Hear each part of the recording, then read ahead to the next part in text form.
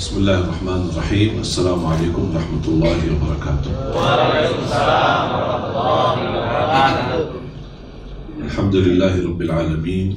Asyhadu an la ilaha illallah wahdahu la syarika lah, waliyus salihin, wa asyhadu anna sayyidana wa nabiyyana Muhammadan abduhu wa rasuluh as-sadiqul amin. Allahumma salli wa sallim wa barik ala sayyidina Muhammad wa ala alihi wa sahbihi wa man tabi'ahum bi ihsanin ila yaumiddin. Subhanaka la ilma lana illa ma 'allamtana innaka antal alimul hakim. Yang saya muliakan, saya banggakan Pak Direktur Utama Kereta Api Domestik yang insyaAllah dimuliakan dan dibagi Allah Subhanahu Wa Taala, dan semua para dirut yang hadir. Maaf saya tidak sebut satu persatu. Mudah-mudahan semua yang hadir menjadi orang yang mulia di sisi Allah Subhanahu Wa Taala. Amin. Saya bangga sekali di waktu yang begitu padat. Cuma permintaan ini tidak bisa ditolak dari sahabat saya, Bahasa Bodoh, yang meminta saya bisa mengisi acara ini. Karena kalau kami baru kemarin selesai tugas syuting Kultum bersama RCTI. Oke. Dan tahun ini alhamdulillah di kegiatan syutingnya selama 30 episode di Banyuwangi. Tahun kemarin di Lombok, dan sebelumnya di luar negeri 3 tahun berturut-turut. Dan alhamdulillah 2 tahun terakhir ini nampaknya mulai dari Lombok rating syutingnya cukup tinggi. Nampaknya tertarik sekali dengan melihat view dan pandangan indah alam Indonesia. Memang dari dulu saya telah menawarkan kepada RCTI Kultum lebih bagus di syuting di Indonesia, tidak usah keluar negeri. Tapi belum diijabah selama 3 tahun. Alhamdulillah tahun yang keempat diijabah, dan kita lihat hasilnya sangat bagus. Ternyata Indonesia luar biasa. Lombok memiliki keindahan dan alam yang luar biasa. Belum lagi Banyuwangi. Sampai Pak Bupati kejar waktu dan kesempatan untuk bisa ketemu, tapi kami karena fokus untuk syuting tidak berkesempatan. Sampai malam terakhir. Kita dalam 7 hari syuting lebih dari 36 episode dalam 7 hari. Jadi begitu padat dari pagi sampai sore. Pulang langsung istirahat. Makanya Pak Bupati, karena saya tidak berkesempatan ke Pendopo atau bertemu beliau malah yang datang ke hotel dan sekaligus makan malam di hotel, dan alhamdulillah berdialog banyak bersama beliau. Dan kesannya sangat luar biasa Banyuwangi. Insya Allah jangan dilewatkan acara Kultum di RCTI. Jadi ketika buka puasa silahkan nontonnya, sekali promosikan. Jamaah sekalian dimuliakan Allah Subhanahu Wa Taala. Alhamdulillah berjalan waktu, saya tidak nyangka bisa datang ke Indonesia. Saya tidak nyangka bisa betah di Indonesia.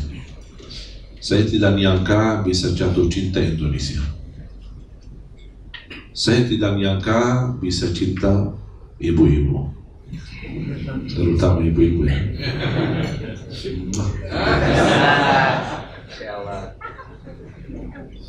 Jadi subhanallah berjalan waktu, dan selama saya di Indonesia saya menemukan sejarah keluarga. Ternyata dari kakek dan ayah kakek saya kelahiran Lombok, jalur lewat ibu saya. Jadi ibu saya tidak pernah cerita kami punya jalur keluarga dari Lombok. Bahkan ayah kakek saya dibunuh penjajah Belanda ketika dia mengumpulkan orang Sasak di Lombok untuk melawan penjajah Belanda. Dibunuh dan punya makam besar di Ampenan.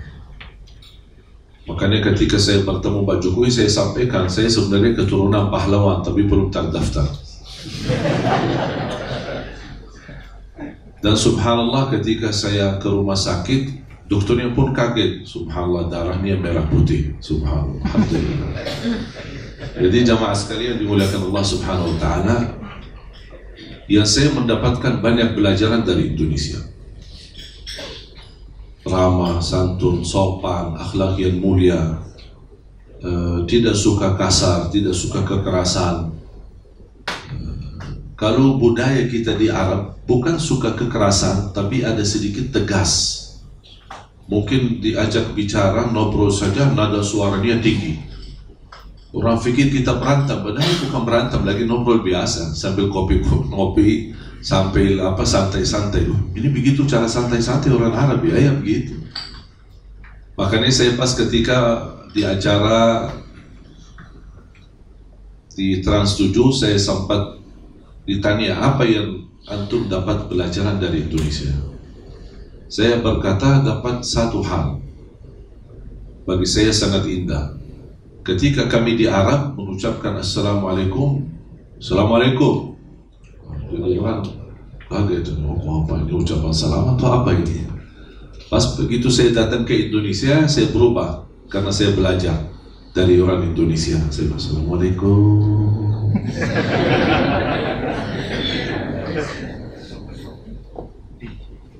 Dan ini salah satu sebenarnya nikmat karunia. Bukan sebuah kebiasaan, tapi menurut saya ini anugerah dari Allah Subhanahu wa Ta'ala. Indonesia yang begitu negara yang besar, 714 suku, budaya berbeda, bahasa berbeda, bahkan agama berbeda, tapi alhamdulillah masih bisa damai, masih bisa sejahtera, masih kita saling menghormati. Dan ini merupakan nikmat besar. Karena kedamaian ini terwujudlah nikmat aman di antara kita. Tidak ada ketakutan seorang muslim bersama non-muslim, atau orang non-muslim takut sama orang Islam.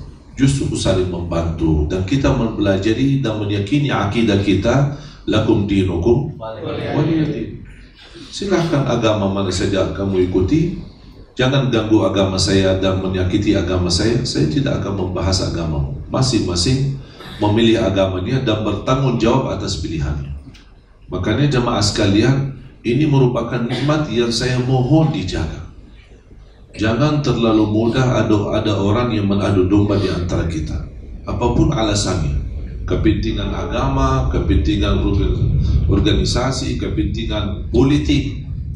Apalagi sekarang sebentar lagi kita masuk pemilu. Jangan sampai ada orang yang mengadu domba karena perbedaan memilih pemimpin. Kita harus menghormati, belajar. Ada yang memilih 01, ada yang memilih 02. Itu terserah, ikutilah hati nuranimu. Jangan terpengaruhi dengan kata-kata orang, karena dua-duanya orang Indonesia. Dan saya selalu berdoa, siapapun yang terpilih, mudah-mudahan menjadi pemimpin yang mampu membawa Indonesia menjadi lebih baik, dan baldatun thayyibatun wa rabbun ghafur. Bahkan itu doa saya setiap kita tawaf, ketika saya pimpin jamaah umrah, bahwa mereka tawaf dan kita berjalanan umrah. Sepanjang kita tawaf, saya meminta sama jemaah paling tidak 1 kali tawaf. Di dalam 7 kali tawaf, 1 dikhususkan untuk Indonesia. Doa sa'i Safa Marwah, 1 kali sa'i paling tidak doakan untuk Indonesia. Karena Indonesia apalagi saat ini sangat membutuhkan doa kita. Bahkan saat kita memilih, dan besok tanggal 17 April kita coblos, jangan lupa juga disertai doa. Jangan hanya merasa dengan pilihanmu itu sudah luar biasa dahsyat. Karena harapan itu belum tentu menjadi kenyataan. Kita boleh harap, tapi jangan keterlaluan harapnya. Jangan terlalu besar harapannya. Pasti ada yang berkurang. Pasti ada yang kita tidak sesuai impian kita. Kita hadapi, kita sabar. Jangan ada yang sempurna. Siapapun, berkali-kali ada presiden, berkali ada pemerintahan, jangan harap ada kesempurnaan. Ada perjuangan, di dalam perjuangan ada kekurangan. Kita syukuri ketika kita mendapatkan kebaikan di negeri kita, kita sabar menghadapi ujian, kita menghadapi cobaan atau tantangan. Dan harus kita fahami, kita di zaman yang global fitnah, tidak mudah. Jangan Anda merasa urusan pemerintah itu terlalu gampang. Banyak di luar negeri mengikuti campur urusan negara mana-mana pun. Saya tidak perlu sebutkan nama. Orang politisi sangat faham. Jadi Tidak ada negara yang bisa dengan nyaman untuk menjalani urusan-urusan negaranya tanpa diikuti campur oleh orang-orang yang luar yang memiliki kepentingan. Dan itu disitulah tantangan yang amat besar. Di negara Arab kita lihat sekarang keadaannya. Ada satu cerita, mudah-mudahan menjadi pelajaran dan menyadarkan kita. Saya berkesempatan ke Palestina. Kira-kira sudah 1 tahun atau kurang dari 1 tahun. Saya tidak nyangka bisa ke Palestina. Kenapa? Karena selama memegang paspor Arab tidak bisa ke Palestina. Tapi dalam anugerah Allah, tahun 2011 saya dapat kehormatan penghargaan dari Bapak Presiden Bapak SBY. Saya diberikan warga negara Indonesia. Tak sampai 1 minggu proses, saya sudah terima warga negara Indonesia. Sampai saya dipanggil Pak Amin Syamsuddin, Menteri Hukum dan HAM, atas perintah Presidenku memberikan antum warga negara Indonesia. Dan kalau ada orang yang berjasa kepada saya selama saya di Indonesia, cuma 1 orang, Pak SBY.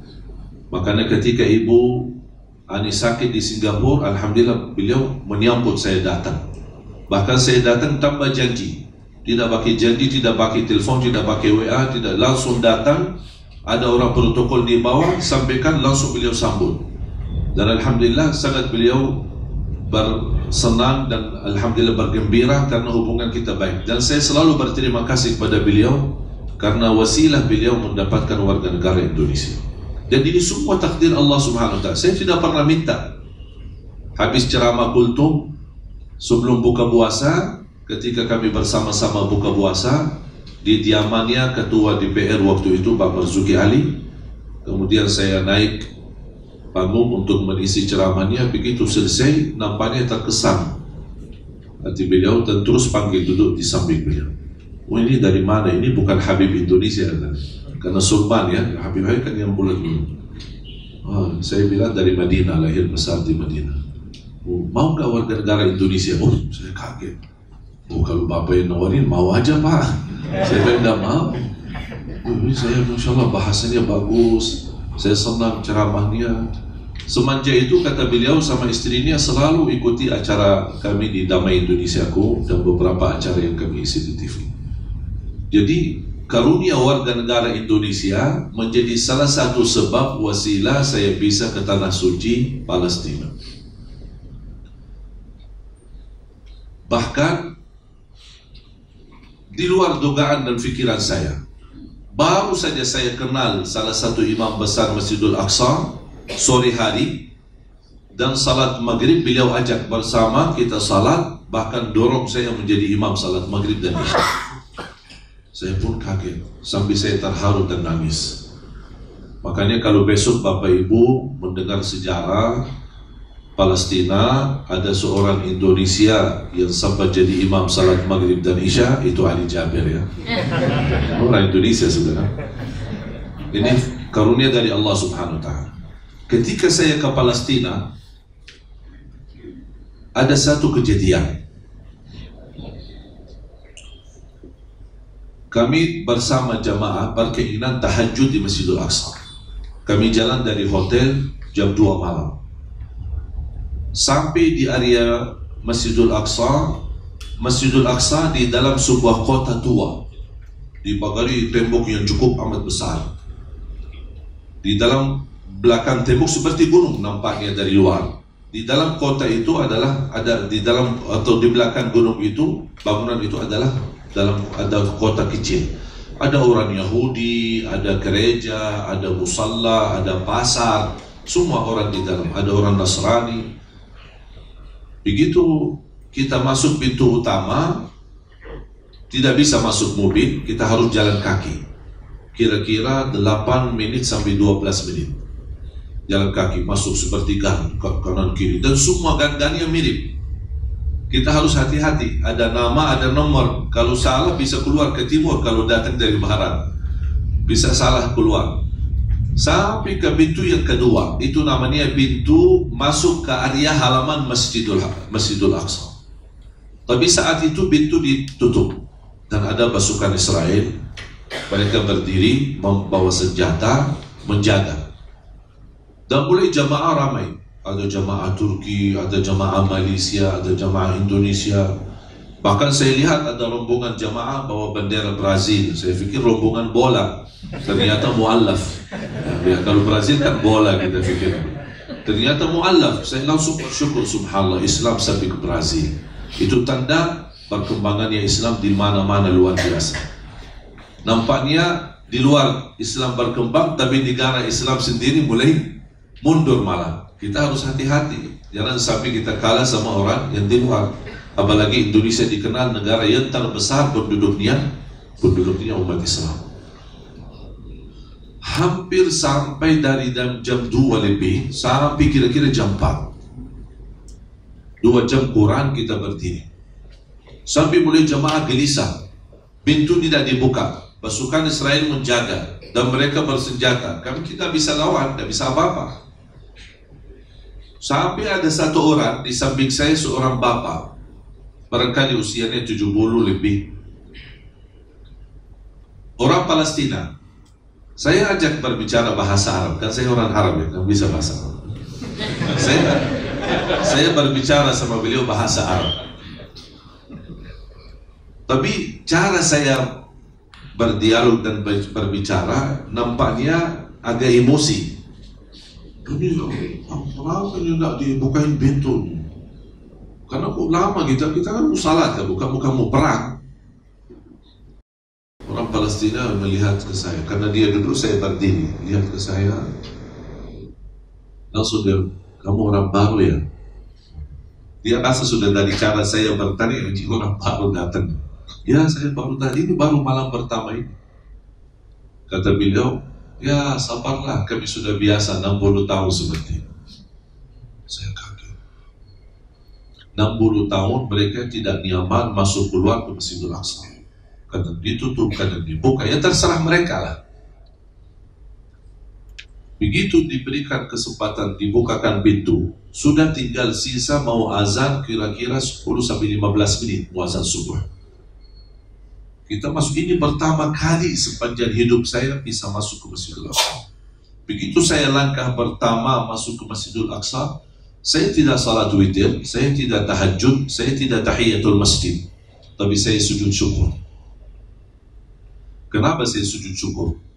Karena di saat itu saya ingat Indonesia. Muncul dalam bayangan pikiran saya, hati saya, Indonesia. Kenapa? Karena selama saya di Indonesia, belum saya pernah melihat aparat keamanan melarang kita ke masjid atau mencegah kita tidak boleh beraktivitas agama. Saya bersyukur. Begitu luar biasa nikmat aman di negeri kita Indonesia. Wallahi jamaah sekalian. Dan sudah saya pesan sama Pak Kapolri, dan ketika beliau meminta dan tugaskan saya untuk keliling kepada daerah-daerah ketika pilkada serentak, khususnya di daerah yang dikhawatirkan rawan, seperti ada Bima, seperti ada Pontianak, Kalimantan Barat, dan juga ada di Papua. Saya berkesempatan ke Lombok keliling bersama Kapolda NTB, kemudian juga ke Pontianak keliling ke beberapa daerah yang dikhawatirkan ada rawan karena pilkada serentak. Alhamdulillah bisa berjalan lancar dan aman. Dan saya ingatkan semua masyarakat dalam terhadap nikmat aman. Bahkan saya buat satu rekaman video bahasa Arab, bahasa Indonesia, bahasa Inggris, mengingatkan diri saya dan umat Islam dan seluruh rakyat Indonesia terhadap nikmat aman yang wajib kita jaga. Nikmat aman bukan tugas aparat keamanan, tapi tugas kita bersama. Karena nikmat aman milik kita bersama, bukan milik aparat keamanan. Semakin nikmat aman bisa lancar, aman, sejahtera, damai di Indonesia, akan mudah beraktivitas kita. Makanya Nabi Ibrahim pertama ketika Allah perintahkan hijrah ke Makkah, belum ada apa-apa Makkah ini. Allah perintahkan beliau hijrah, bahkan melepaskan, meninggalkan istrinya dan anaknya Ismail. Apa doa pertama yang dipanjatkan oleh Nabi Ibrahim kepada Allah? Wa idh qala Ibrahim rabbi ij'al hadha baladan amin. Ya Allah, aku mohon jadikan negeri ini negeri yang aman. Baru dia sebutkan dan datangkan dan murahkan rezekinya. Adanya nikmat aman, wallahi dijamin rezekinya lancar. Mudah beraktivitas. Anak kita nyaman pulang pergi sekolahannya. Kita beraktivitas mencari nafkah untuk urusan keluarga. Coba sekarang di Timur Tengah. Saya orang Timur Tengah, lahir besar di sana. Coba lihat sekarang apa keadaannya. Mulai dari Irak, dari tahun 90-an sampai sekarang, Irak belum bisa aman. Berapa kali ada perubahan pemerintahan, DPR, MPR, tentara, polis, semua tetap tidak ada perubahan. Nikmat aman, orang Irak sendiri tidak bisa nyaman. Anaknya bisa pergi ke sekolah belum tentu pulang. Dan itu yang saya pernah rasakan ketika saya bertemu seorang ibu di Palestina. Dan saya tanya keadaannya, gimana ibu keadaannya? Dia berkata, mau tahu keadaan saya di sini? Aku sudah 40 tahun. Setiap bangun pagi, saya membangunin anaknya sambil persiapkan sarapannya. Begitu mereka sarapan mau pergi, saya memeluk anakku dengan rasa cinta dan sayang. Dan saya menangis. Tapi anakku tidak merasa aku menangis. Kenapa? Karena saya bisa menjadikan pelukan ini yang terakhir. Begitu anakku pergi, saya siang hari, begitu tiba waktu siang hari, saya keluar, bukan tunggu di rumah, tapi saya keluar dari halaman rumah, menunggu dari jauh, melihat anak-anak yang sedang lari pulang sekolahannya. Sampai saya berdoa, mudah-mudahan ada di antara mereka anakku yang sedang lari dan pulang ke rumahnya. Itulah perasaan selama 40 tahun. Pertanyaan saya pada antum sekalian, pernah nggak kita rasakan seperti ini? Belum pernah. Karena kita aman. Bahkan kita berani melepaskan anak kita bisa. Kalau sekolahan yang dekat dia jalan kaki sendiri. Bahkan ada anak-anak kita yang berani naik angkot sendiri, naik motor sama temannya atau sama siapa sendiri. Wallah itu nikmat. Tapi sayang sekali kita tidak bakal bisa merasakan nikmat dan kita mensyukurinya kecuali kalau hilang nikmat itu, baru akan terasa. Baru akan terasa. Makanya tidak boleh, bahkan menjadi wajib, siapapun yang membahayakan aman di negeri kita, kita harus tegas menghadapinya. Siapapun dia, mau dia ulama, mau dia kiai, mau dia politisi, mau dia apa saja. Saya tidak peduli latar belakangnya siapa. Tapi membahayakan nikmat aman di Indonesia, mengganggu nikmat aman di Indonesia, itu garis merah. Harus kita berhati-hati. Kalau kita tidak bisa melawan masalah itu, kita segera melaporkan. Karena ini sangat membahayakan. Jangan dibiarkan. Karena nikmat aman bisa dirusak dengan hal kecil. Dibiarkan jadi besar lama-lamanya. Irak, Libya, dan mohon maaf yang terjadi di sana, jangan ada yang terpengaruhi katanya perang saudara karena perbedaan Syiah sama Sunni. Itu berita bohong. Ratusan tahun Syiah sama Sunni hidup, tidak pernah ada masalah. Bahkan ada di antara mereka hubungan keluarga, tidak pernah ada ribut dan masalah.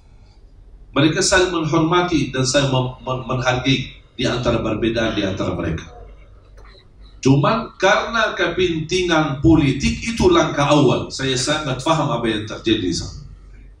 Karena kepentingan politik, memang orang politisi di sana hidup di luar negeri. Ada yang di Jerman, ada yang di Swiss, ada yang di Amerika, hidup santai, nikmat, bahagia, uangnya ada, fasilitas semua ada, tapi yang jadi korban adalah rakyatnya. Na'udzubillah min dzalik. Irak, Libya, Tunisia, Yaman, Suria, sekarang mulai Sudan, mulai Jazairia, dan kita tidak tahu selanjutnya sampai mana. Dan selalu saya berkata, kalau Makkah Madinah bangkitnya, Makkah Madinah datangnya Islam untuk dunia, insya Allah Indonesia bangkitnya Islam untuk dunia. Amin. Tapi Islam yang benar-benar membawa kedamaian. Indonesia menurut saya bisa jadi contoh untuk seluruh dunia. Contoh. Kita lihat bagaimana keharmonisan antara peragamaan di antara kita. Berapa kali 411, 212 Tapi di situ ada acara pernikahan orang-orang non-muslim. Walaupun umat Islam sedang demo, tapi ada orang muslim berani melewati mereka, bahkan dikawal sampai masuk gerejanya. Ini nampaknya kayaknya belum ada di mana-mana, hanya di Indonesia. Dan ini nikmat wallahi besar. Saya begitu melihat hal-hal seperti ini, saya bersyukur, sujud syukur lillahi ta'ala.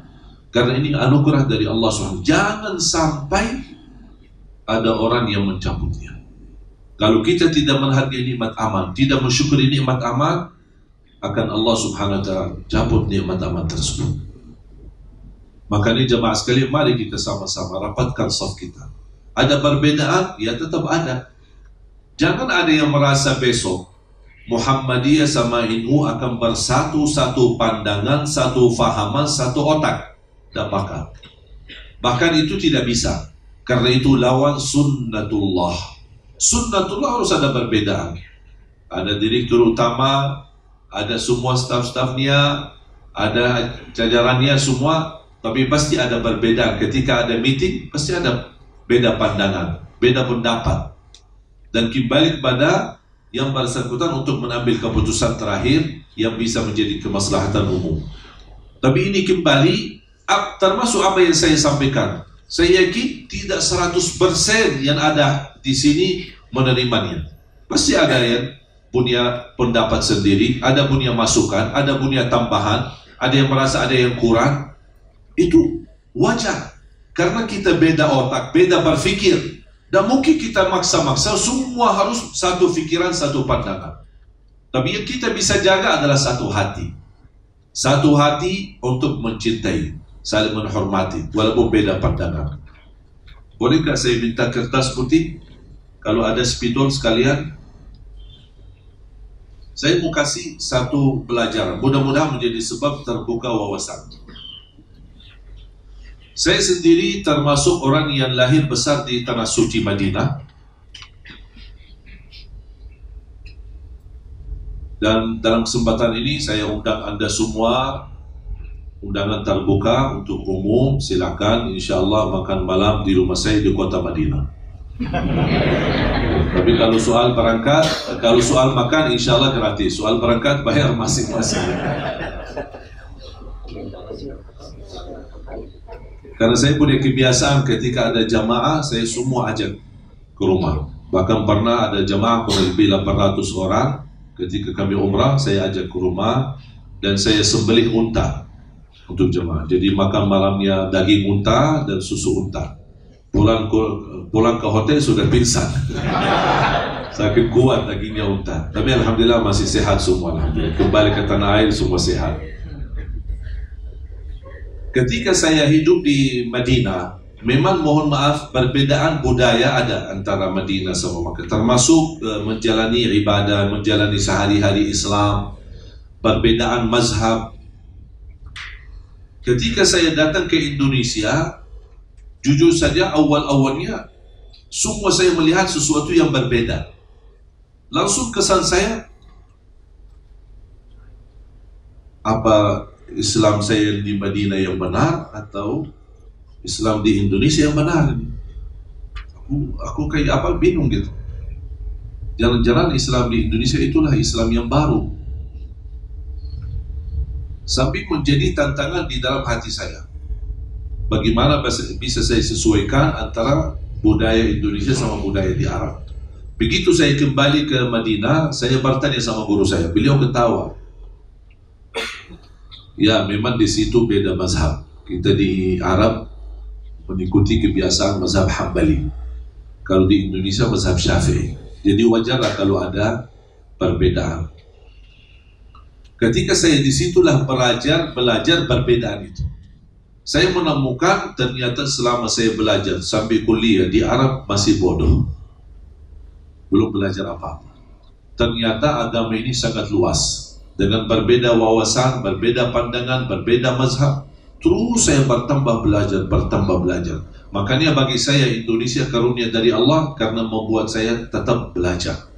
Dan bisa habis umur kita belum tentu habis belajar. Saking begitu luas pemahaman agama. Saya kasih contoh sederhana. Untuk bagaimana, karena di Indonesia, saya lihat di Indonesia belum belajar menerima perbedaan. Jadi seolah-olah saya yang benar, yang lain harus ikut saya. Kalau enggak berarti Anda sesat, Anda masuk neraka. Mohon maaf ya. Kalau enggak ikut saya berarti Anda tidak benar.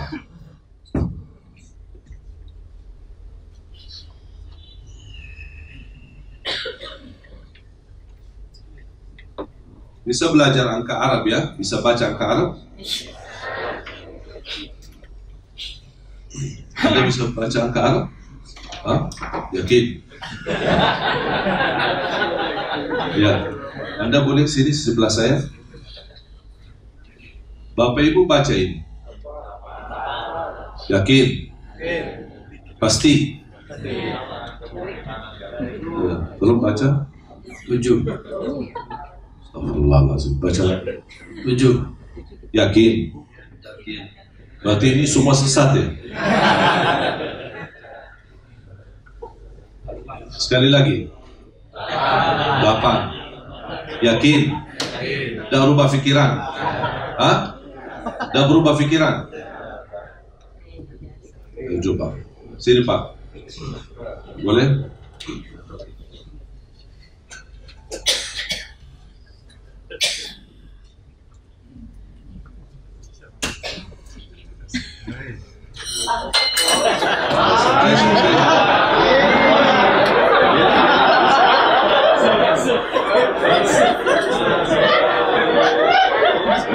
Rugi.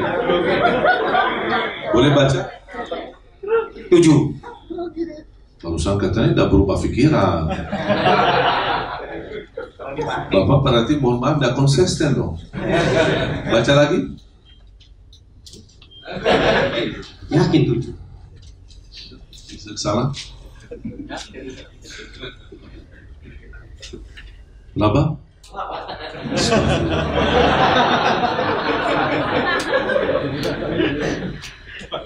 Ada perbedaan tidak? Kira-kira bisa disepakati tidak ini? Apa kira-kira solusinya untuk mensepakati masalah ini? Ada yang baca 8, ada yang baca 7. Hah? Berarti pindah posisi. Pindah posisi. Boleh pindah. Contoh, daripada kita ribut, maksa, aku baca 8, dia baca 7, dan saling menyesatkan, kita mudah sekali, Pak, sini, datang, boleh nggak datang sebelah saya? Begitu dia datang, oh ya, udah selesai masalah. Masalahnya kita sangat susah untuk mengajak bersama. Kita tidak mau tahu posisi saya di sini, posisi antum di sana, dan saya tidak mau tahu. Aku yang benar, yang lain salah. Itu yang terjadi di Indonesia. Tidak mau saling menerima. Beda pandangan berarti beda baca. Solusi yang kedua ada. Bisa nggak kita sepakati ini? Saya bisa jawab. Sepakatannya apa? Ini namanya apa? Angka. Angka? Anda baca tadi 7 kan? Namanya apa? Angka. Anda? Nomor 8 tetap? Nomor 7 tetap? Berarti kita bisa sepakat enggak? Kita sepakat itu angka. Walaupun beda dibaca. Yang terjadi di antara ulama bukan beda Quran. Sama sebagaimana kita sepakati ini angka, mereka juga sepakat ini Quran.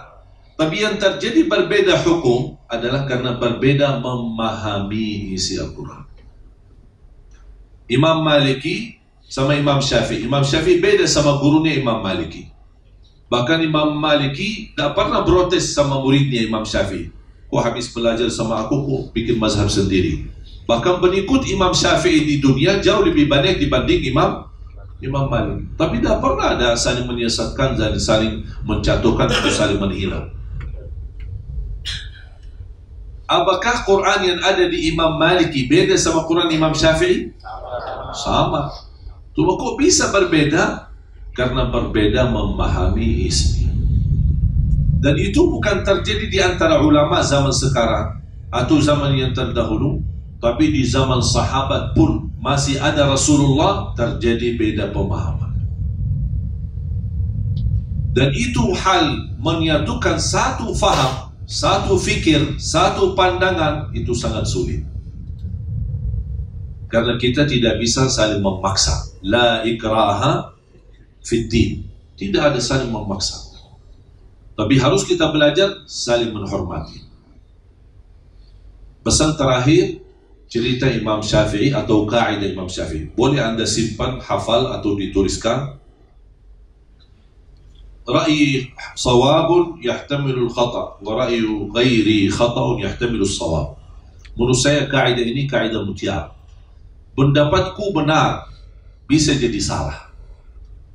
Pendapat orang lain salah bisa jadi benar. Sudah selesai masalah. Kalau kita menjalani hubungan antara kita keberagamaan dan perbedaan dan pandangan, kita mengikuti kaidah Imam Syafi'i, pendapatku benar. Anda boleh memilih salah satu pendapat. Itu hakmu. Tapi Anda tidak berhak menyiasatkan pilihan yang lain. Ketika Anda memilih, misal ada orang ikut kunut subuh, itu hakmu. Ada perbedaan mazhab, ada perbedaan pendapat, ada yang membolehkan. Kalau Anda ikuti kunut subuh, jangan, Anda tidak berhak menyiasatkan orang yang tidak pakai kunut subuh. Dan juga orang yang tidak pakai kunut subuh, dia tidak berhak menyiasatkan orang yang pakai kunut subuh. Kalau saya dalam hal ini, termasuk dalam semua perbedaan, saya suka mensesuaikan. Masuk masjid, diminta jadi imam, saya tanya, ini subuh kunut tidak? Oh, kami biasa pakai kunut, saya pakai kunut. Maaf, kami biasa tidak pakai kunut, saya tidak pakai kunut. Ini masjid kami biasa jahar bismillah, keras suara bismillahirrahmanirrahim sebelum al-fatihah, saya keraskan suara. Oh, kami biasa tidak keraskan, langsung alhamdulillahirabbil alamin, ya saya ikuti. Kami biasa habis salat doa, dipimpin doa, saya doa. Oh, habis salat kami biasa masing-masing, ya masing-masing. Kenapa suka ribut? Kalau masuk ke masjid, ada yang minta, apalagi bulan Ramadan, setiap tahun kita ributkan 23 atau 11, berantem, masalah.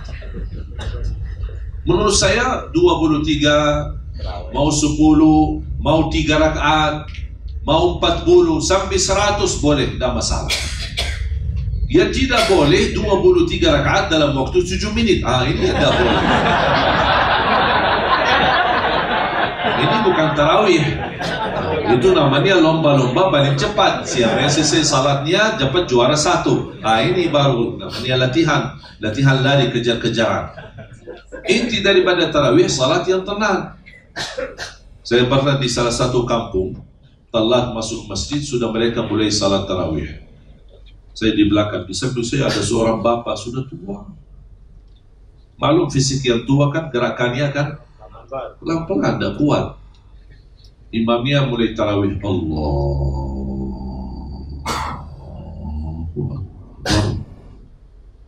Terkesan di hati saya, Masya Allah, nampaknya nikmat. Pas begitu mulai Bismillahirrahmanirrahim, Astagfirullahaladzim, saya kaget. Baru enak takbirnya, tenang, lama, kupas baca jurut. Bahkan saking cepatnya saya tidak bisa mendengar. Waladhdallin. Oh, ini Al-Fatihah. Pas begitu amin langsung Bismillahirrahmanirrahim, An-Na'im apa itu? Alhaakumut takatsur. Saking cepat, ya Allah, Masya Allah. Aku sudah berusaha paling cepat, tak bisa, sampai kehilangan kalimat-kalimat dan huruf-hurufnya. Allahu Akbar, saya baru mau ruku, Sami Allahu liman hamidah. Yang saya, kalau masih saya kuat ikuti imam, kasihan yang bapak sebelah saya. Pas begitu bapak turun, mau ruku dah jadi, baru berdiri. Astagfirullahaladzim. Pas imam dia begitu berdiri, dia langsung sujud. Saya kejar sujud. Kita selesai 2 kali sujud, Bapak kan masih turun. Belum sampai ke sujud, imam sudah naik. Rakaat yang kedua, Bapak, naik lagi. Dah jadi sujud. Ya Allah, Bapak dah jadi rukuk, dah jadi sujud. Pas rakaat yang kedua, saya megang tangannya, Pak, kita pulang aja deh.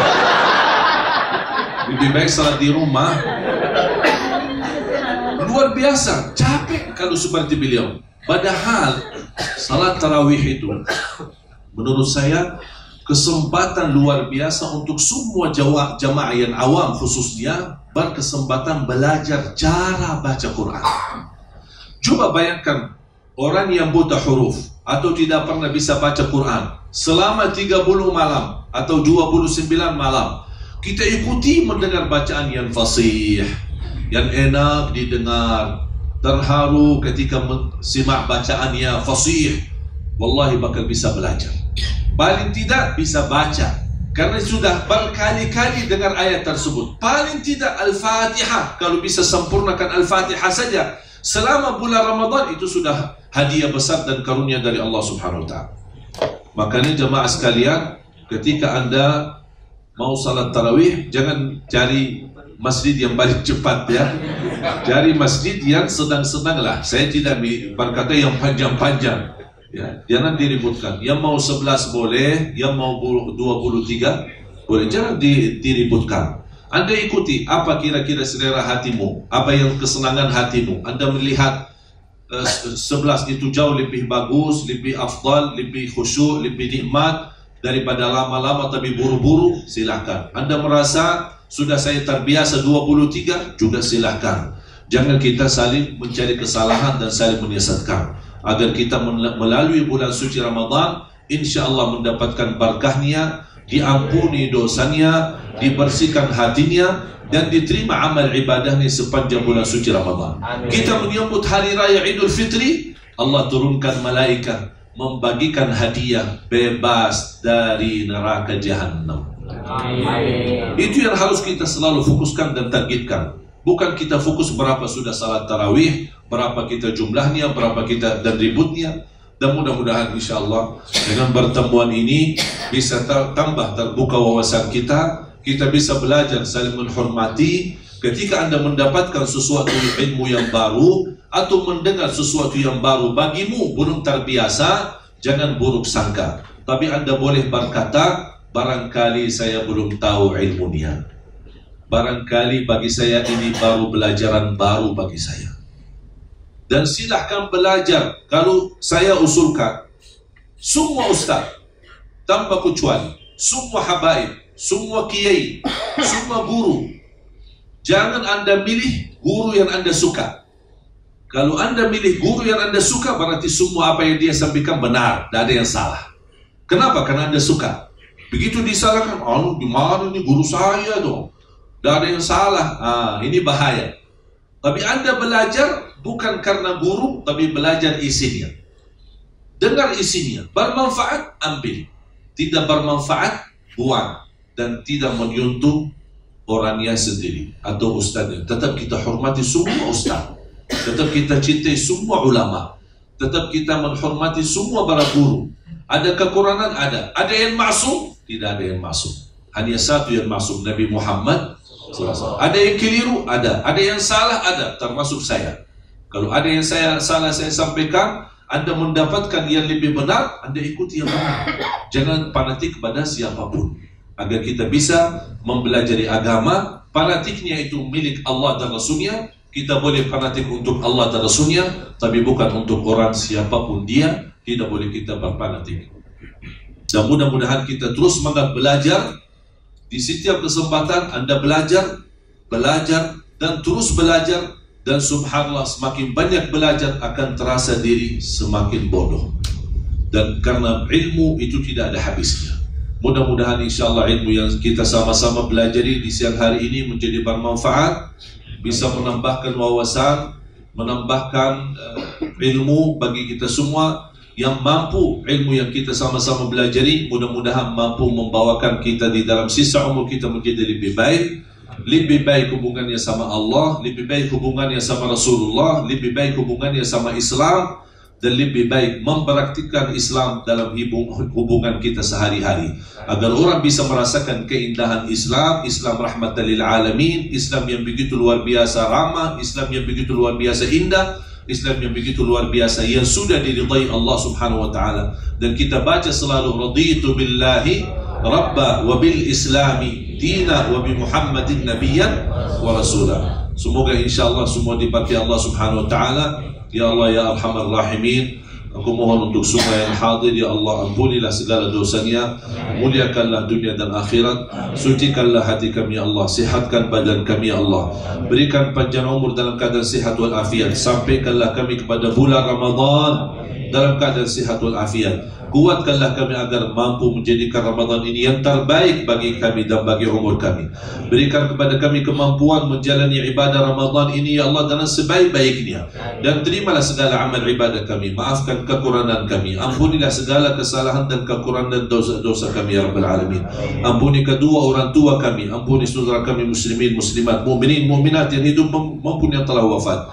Ya Allah ya Arhamar Rahimin, anugerahkan kepada kami pemimpin di Indonesia, pemimpin yang taqwa, pemimpin yang adil, pemimpin yang amanah, pemimpin yang jujur, pemimpin yang ikhlas untuk agamamu dan ikhlas melayani rakyatnya ya Dzal Jalal wal Ikram, yang bisa membawa Indonesia menjadi makmur, barakah, baldatun thayyibatun, rabbun ghafur, birahmatika ya Arhamar Rahimin. Rabbana atina fid dunya hasanah wa fil akhirati hasanah wa qina adzaban nar. Wa sallallahu ala sayyidina nabiyina Muhammadin walhamdulillahi rabbil alamin.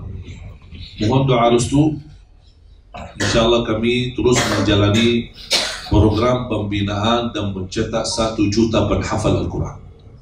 Dan alhamdulillah program ini sudah berjalan, dan alhamdulillah banyak yang terlibat membantu dan juga terlibat menjadi orang-orang yang insyaallah berduri untuk mewujudkan 1 juta penghafal Al-Quran. Cita-cita saya semua masjid di Indonesia akan diimami oleh imam penghafal Al-Quran. InsyaAllah memang angkanya besar, tapi saya percaya dan yakin ketika kita mulai pasti akan tercapai. Sejauh apapun kalau tidak berlangkah awal tidak akan sampai. Pengalaman saya di program kami pembinaan tunanetra. Tunanetra saya mendapatkan data, walaupun belum valid, lebih dari 3 juta tunanetra berada di Indonesia. Saya sudah berhubungkan dengan Kementerian Agama, dengan Kementerian Sosial dari waktu Bapak Dr. Salim Jufri, tapi sampai sekarang belum saya mau menerima data yang valid. Yang hanya kami terima baru kurang lebih 37.000 yang validnya. Dan masuk kami melibatkan ada satu lembaga ITMI, Ikatan Tunanetra Muslim Indonesia. Dan alhamdulillah pertama kami bergerak sudah 3 tahun. Ketika kami mulai memang tidak ada respon. Sumpah sampai saya berkali-kali mengajukan permohonan untuk bertemu Bapak Presiden 3 tahun yang lalu. Saya dipanggil ke istana, malah saya dipertemukan sama Pak Luhut. Saya minta lagi, kira-kira 6 bulan kemudian saya dipertemukan lagi sama Pak Luhut. Saya minta lagi untuk bertemu Presiden, saya dipertemukan lagi dengan Pak Wiranto. Dan sampai sekarang belum ada respon untuk program itu. Akhirnya saya terpaksa jalan. Mau tidak mau harus saya jalan. Alhamdulillah banyak warga besar dari PLN yang ikut terlibat, banyak dari perusahaan BUMN yang alhamdulillah juga ikut terlibat, dari TNI juga ikut terlibat, ada juga dari Pak Kapolri sendiri, Wakapolri Pak Safruddin, dan juga banyak polda-polda di Indonesia yang juga ikut sampai di Raja Ampat. Dan alhamdulillah kami berhasil membagikan Quran Braille digital sudah lebih dari 28.000 Quran Braille digital untuk mereka. 28.000 itu sudah menghabiskan lebih dari 30 miliar, dan tidak ada satupun dana yang kami dapat anggaran dari pemerintah. Ketika saya mulai memang angkanya besar, tapi saya tidak melihat angka besarnya, tapi saya fokus mulai saja dulu. Alhamdulillah begitu mulai, ternyata dalam waktu cepat kepercayaan jamaah di seluruh Indonesia, dari majlis-majlis ta'lim, dari warga-warga, dari teman-teman sahabat, alhamdulillah ada yang wakafkan 1 Quran, ada yang wakafkan 2 Quran, sampai bisa tuntaskan sejumlah yang seperti itu. Dan alhamdulillah sekarang mulai program berangkatan umrah dan insya Allah haji. Saya kemarin lama di Arab, saya sudah mengajukan permohonan kepada kerajaan untuk mendapatkan kemudahan haji tunanetra gratis menjadi tamu kerajaan. Dan saya sudah melibatkan beberapa imam besar Masjidil Haram agar mereka bisa memberikan wasilah dan syafaatnya agar bisa dimudahkan. Dan alhamdulillah sudah 2 angkatan yang sudah diberangkatkan umrah gratis kemarin. Terakhir langsung ditanggung oleh Bapak Kapolda Riau yang membiayai 25 orang umrah gratis. Dan alhamdulillah mereka begitu luar biasa dahsyat ketika mereka di tanah suci dan tambah dikawal hanya mereka sendiri bersamaan. Tapi subhanallah, sampai karena 25 lumayan antrinya terlihat sampai menarik perhatian dan semua orang pada bertanya. Dan saya menjawab, ini semua keberkahan dan perjuangan rakyat Indonesia untuk saudara kita tunanetra. Makanya jemaah sekalian, program kami bukan hanya untuk tunanetra, tapi insya Allah kita terus berjuang untuk membina 1 juta penghafal Al-Quran. Dan salah satu berkah bersama tim sahabat saya, tim RCTI yang begitu luar biasa berjuangan untuk acara Hafiz Indonesia. Mungkin Bapak Ibu suka menonton Hafiz Indonesia yang sudah jadi, tapi di belakang layar banyak perjuangan tim RCTI yang Anda tidak bisa melihatnya. Begitu luar biasa, mendatangi mereka kampung-kampung, desa-desa, provinsi, kota, kabupaten, mengumpulkan mereka, mendatangkan mereka sampai ke Jakarta, melatih mereka, memimpin mereka sampai puluhan, bahkan sampai ratusan orang. Begitu sudah terpilih, karena tidak bisa ditampilkan ratusan orang di dalam acara TV, akhirnya terpilih yang terbaik. Tapi perjuangan sangat luar biasa. Dan ternyata berkahnya acara Hafiz Indonesia, begitu mereka selesai acara, pulang, masing-masing di kampungnya berkembang program Al-Quran. Bahkan ada anak-anak yang sudah bikin tahfiz sendiri. Ada Azza, ada kemudian Fuadi, ada Aulia, ada juga Musa, dan semua masing-masing di kampungnya sudah membangun pesantren dan perkembangan tahfizul Quran. Makanya jamaah sekalian, mohon doa restu. Kalau Anda tidak bisa menjadi penghafal Al-Quran, keturunan Anda belum bisa menjadi penghafal Al-Quran, paling tidak lipatkan hartamu, rizkimu, sedekahmu untuk program Al-Quran. Barangkali besok di hari kiamat, mudah-mudahan dari sisi rizki dan dari sisi harta, mudah-mudahan menjadi saksi baik di hadapan Allah. Nanti kita bersama-sama gabung bersama Ahlul Quran, insyaallah di surga Allah Subhanahu wa taala. Terima kasih, semoga dibalas segala Allah Subhanahu wa taala segala kebaikannya, dan mudah-mudahan amal saleh ini bisa mendapatkan pahalanya yang tidak terputus sampai hari kiamat. Dan juga boleh kita mendoakan untuk kedua orang tua kita, insyaallah mereka termasuk mereka mendapatkan pahalanya di sisi Allah Subhanahu wa taala. Wallahu taala alam. Alhamdulillahirabbil alamin.